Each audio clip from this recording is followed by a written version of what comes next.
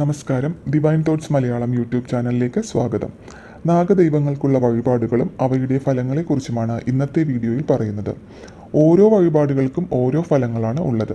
വിശദമായിട്ട് നമുക്ക് നോക്കാം. അതിനു മുൻപ് നമ്മുടെ ചാനൽ ആദ്യമായിട്ട് കാണുന്നവരുണ്ടെങ്കിൽ ഒന്ന് സബ്സ്ക്രൈബ് ചെയ്തേക്കുക. വീഡിയോ ഇഷ്ടപ്പെട്ടു കഴിഞ്ഞാൽ ലൈക്ക് ചെയ്യുക, അത് മറ്റുള്ളവരിലേക്ക് ഷെയർ ചെയ്യുക.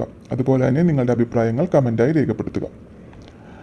വെള്ളരി സമർപ്പിക്കുന്നതിലൂടെയും ആയില്യം പൂജ, നൂറും പാലും എന്നീ വഴിപാടുകൾ ചെയ്യുന്നതിലൂടെയും നിങ്ങൾക്ക് സമ്പൽ സമൃദ്ധിയും അഭിവൃദ്ധിയും കാര്യസാധ്യ വിജയവും ഉണ്ടാകുന്നു. സന്താന ലബ്ധിക്കായിട്ടും ആയില്യം പൂജയും നൂറും പാലും പോലുള്ള വഴിപാടുകൾ നടത്താവുന്നതാണ്.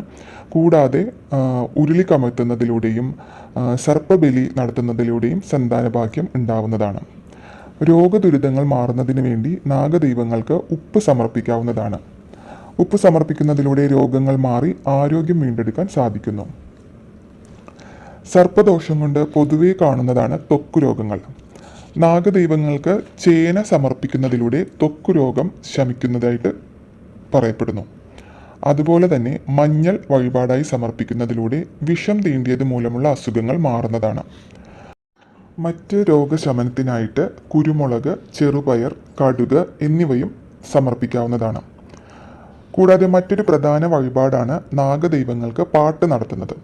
ഇതിലൂടെ വിദ്യാവിജയവും സൽകീർത്തിയും ലഭിക്കുന്നു. ദീർഘായുസിനായിട്ട് നാഗദൈവങ്ങൾക്ക് നെയ്യ് സമർപ്പിക്കാവുന്നതാണ്. മറ്റുള്ള സർപ്പദോഷങ്ങളൊക്കെ മാറുന്നതിന് വേണ്ടിയിട്ട് സർപ്പങ്ങളുടെ പുറ്റും സർപ്പമുട്ടയും എല്ലാം ലോഹത്തിൽ തീർത്തത് വാങ്ങിച്ച് നടയിൽ സമർപ്പിക്കാവുന്നതാണ്. ഏതെങ്കിലും തരത്തിൽ പാമ്പിനെ കൊല്ലുകയോ മറ്റോ ചെയ്തിട്ടുണ്ടെങ്കിൽ അതിന് പരിഹാരമായിട്ട് പഴം, പാൽ, കരിക്ക്, അവിൽ തുടങ്ങിയവ സമർപ്പിക്കാവുന്നതാണ്. കൂടാതെ പായസ ഹോമവും നടത്താവുന്നതാണ്. പ്രത്യക്ഷ ദൈവങ്ങളായിട്ടുള്ള നാഗങ്ങളുടെ അനുഗ്രഹമുണ്ടെങ്കിൽ മാത്രമേ എല്ലാവിധ ഐശ്വര്യവും അഭിവൃദ്ധിയും ജീവിതത്തിൽ ഉണ്ടാവുകയുള്ളൂ.